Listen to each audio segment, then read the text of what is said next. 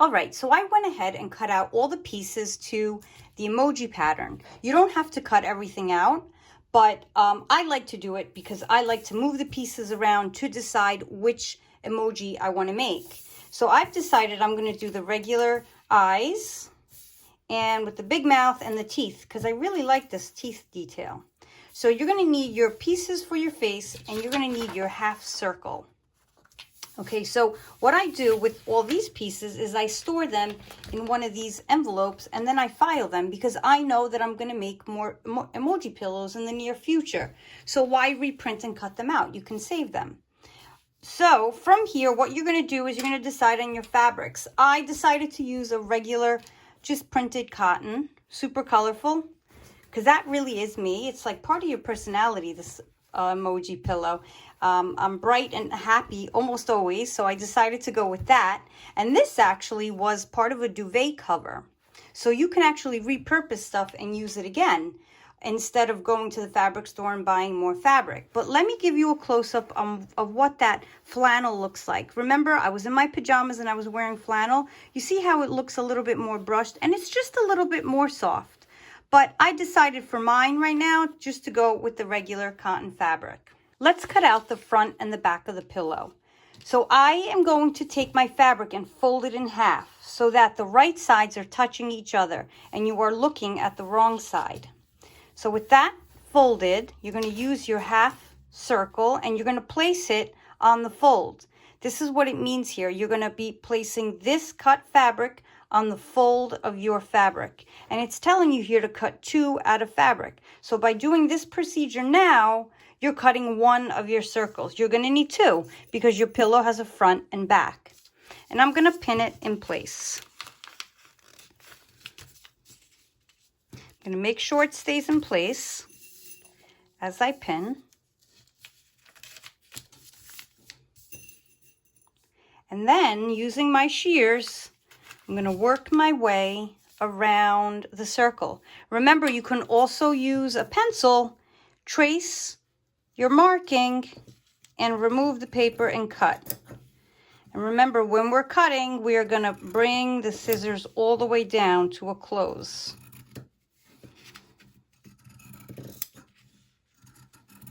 And if you have a little mistake here and there, it's not a big deal, especially if you're a new learner. Okay, so I designed this half circle purposely to fit in your printer on regular size printer paper. That's why I'm making you fold it and cut it on the fold. So now when you open this up, you have a nice circle. So now you're going to do the same exact thing with the back of your pillow. Now that I have the front and back of my pillow, I'm going to work on the felt details. So you can do the felt details in however many colors you want. You don't have to keep them all one color like I did with mine right here. You can change up the colors. It's yours to design the way you choose. So usually a piece of felt comes in this regular 8x10 size. What I want to mention about this placement of these pieces is something I see a lot of students do. Let's say they need to cut out this eye. They'll take the piece, the pattern piece, and just place it right in the center and cut out the eye. And I try to explain to them, now that you cut all the way here, you've kind of wasted the fabric or the felt. So I say always stay by the edges so that you can leave the rest of your fabric or felt clear for following projects you have left over for the near future. So on each pattern piece, it says cut out 2 or cut out 1. So here, the smile is telling me I need 1, and the eyes here is telling me I need 2.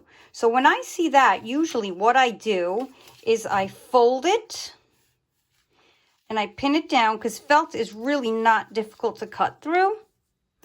And I make 1 cut and I cut out 2 at once. I personally like to make a little square or cut out just a smaller piece so that I don't struggle with holding it in my hand as I'm cutting. And here we go. Felt, I didn't mention, doesn't have a wrong or right side, so you're good with just placing down, pinning, and cutting. Again, you can trace with this. You're very free to trace. But remember, do not use a marker or pen. Same rule applies. Here we go. Remove the pen. 2 perfect orange eyes. And I'm going to follow and do the same exact thing with the mouth. And then, of course, I want my teeth to be white. Now that I have my felt pieces cut out, what I'm going to do is I'm going to place them on the front of the pillow, not the back. Push the back aside so that you don't mess up and accidentally sew them together, but on the right side of the front of the pillow, not on the wrong side. On the right side, you're going to place your felt pieces wherever you want them. And we're going to pin them in place. Now, when it comes to something with a face like this emoji, you'll notice that as you move the eyes around, you could actually change the personality of the emoji. So play around with it to see what it is that you like and what kind of expression you want to give him. You know, or her. You can actually do extra things like cut out eyebrows or anything else you want. So once you have them in place, what you're going to do is you're going to pin them. So using your straight pins, you're going to pin it in place so that it does not move when you sew. And after you pin, you're going to have to make a thread color decision. And here's what I mean by that. Okay, I'm actually not going to pin this in place yet because I want to hold this in my hand as I separately sew the teeth on. For some reason, I really like this detail. I said, you know what? I'm making a super cool emoji with nice white teeth.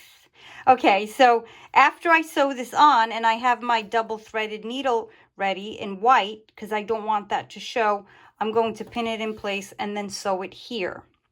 So what I was referring to before about the thread is that you may want to use possibly a black thread so that you could see your stitching all around, because now you're going to sew 5 to 6 stitches per inch all around the eyes, okay? And then this eye. And then you're going to work your way around the mouth. You're going to stitch 5 or 6 stitches per inch all the way around the mouth. So considering that, maybe you want the stitches to show. You may want to use a black. You may want to use all whites.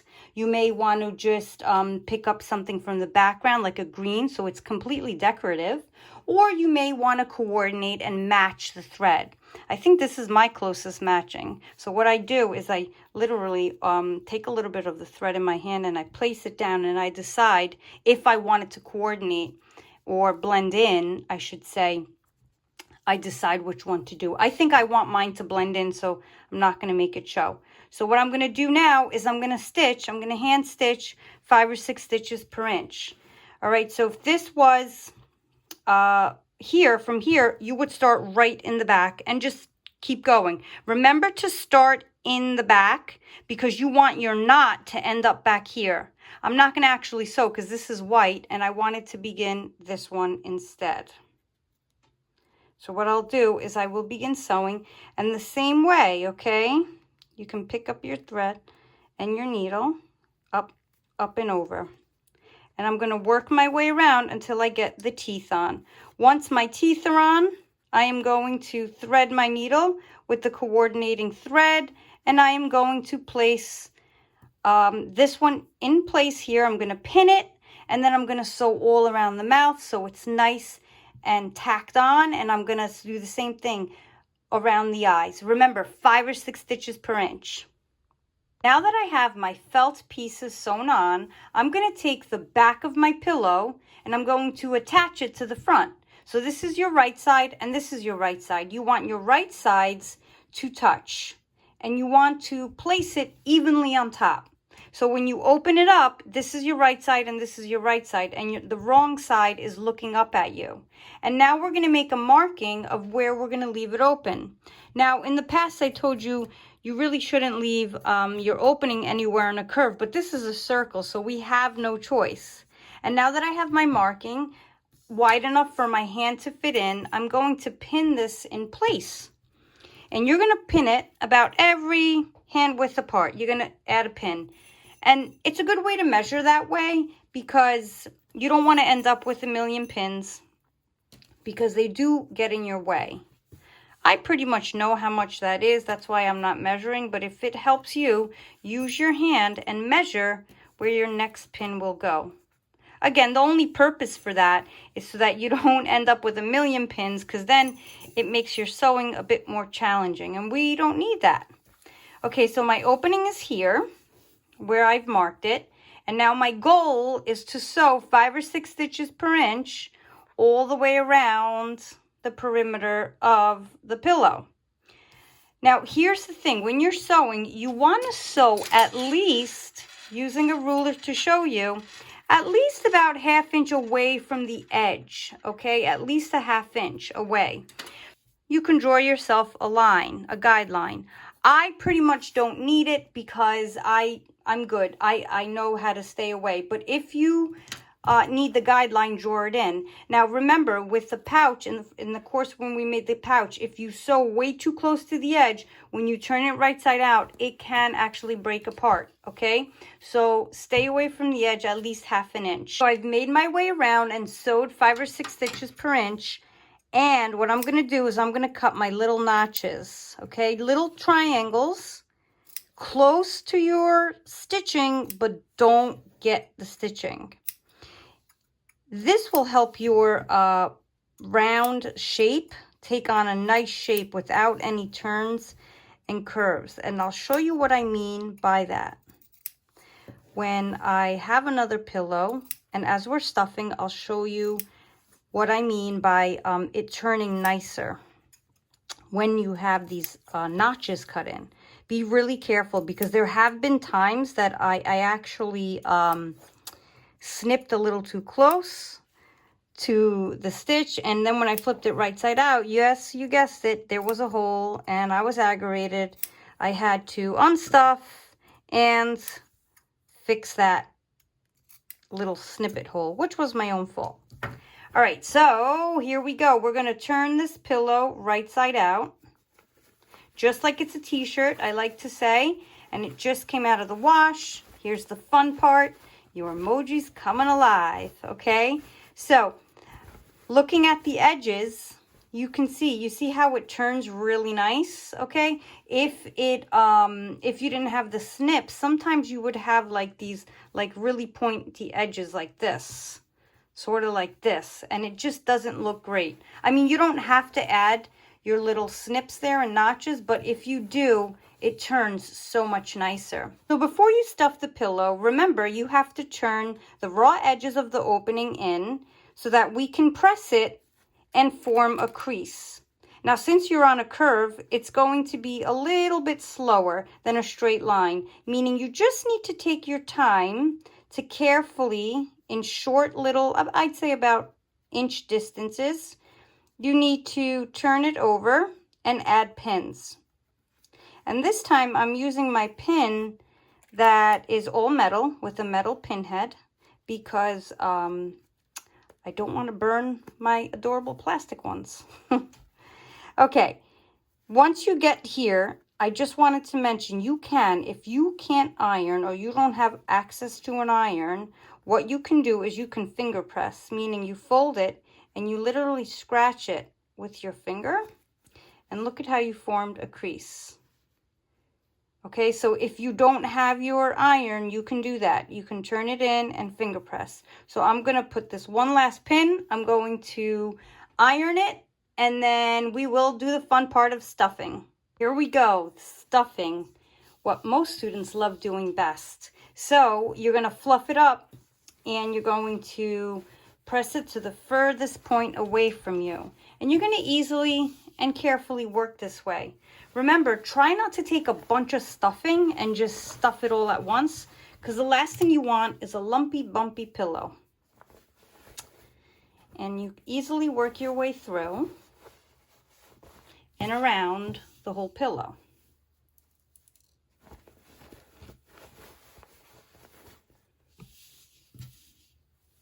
However full you want it is up to you. But the only thing I can suggest to you is to get your circle very nice and filled around the edges. I'll show you why. I purposely did not fill this one so that I could show you what happens when you don't really fill it all the way. You see how it pulls in a little here? You kind of want to really stuff the edges, okay? I mean, you can leave it less stuffed, but this right here, when I look at it, I feel it needs to be stuffed more. So you fix that by really stuffing your little pillow up. Pillow is stuffed to a point that I like, and I'm going to close this opening with the blind stitch. But first, I'm going to hold it together with pins. And as I make my way to the pins, I'll remove them. If you notice that you're sewing, right, and you're doing your blind stitch, and you notice that you're having a hard time keeping these two fabrics or the opening closed, and the stuffing is pressing up, that means you have way too much stuffing in there and your pillow is overstuffed. Okay, so we're gonna get started. We're gonna start, I'm gonna start on this side, the striped side. And notice how this time my thread does coordinate. If you want to coordinate your thread once, the most important point or part of any project, it's whenever you do a blind stitch. So we're gonna go in through the flap, we fold it down, make sure it didn't go through, it didn't, and we are gonna pull. Now we're on the green side. We are going to, let me get this out of the way. We are going to go in, sew on the inside, pull, then sew on this flap, the striped flap. Small stitches, perfect. And then on the green. I struggle keeping this in the video because, as I mentioned before, when I do this stitch, I usually put the pillow on my body to hold it in place. And now I don't want to do that to give you the best view. But I think you get the point here on how to do this. So you are going to sew on the folded over flap that we ironed down or finger pressed, and you're going to stay towards the top, right by the crease, and you're going to put your needle through. And you're going to make sure it doesn't come out on the outside, meaning here. See how I'm putting my needle through? Good. Here's what it looks like if your needle goes through. It will look like this. Okay, on the outside, you don't want it to look like that. Here, it'll look like that. You don't want it to look like that, okay? You see the needle shining through? You don't want that. You want the thread just to be on the inside. Okay. So continue that till you get to the end and do your close off stitch.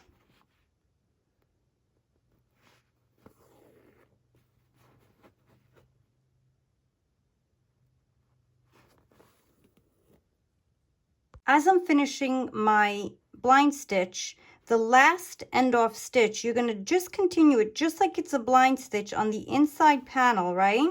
And then you're going to do this twice. I already did it once, okay? You're going to pull tight, and then you're going to go in between the seam, and you're going to bring the needle out through either side, the back or the front, and you're going to pull, give it a little tug, pull, so that the end of your thread ends up in the stuffing. Now, you might notice that your pillow needs to be kind of punched around a little, and just move that stuffing around. If you see an area that feels like needs some stuffing, like for example here, I take my pin and I go in and I kind of move the stuffing up. And it does help to move that stuffing because, you know, your pillow's closed now. You can't really get to it. And there we go. I think this guy needs a little bow. Let's add a bow. Let me show you how I attached it.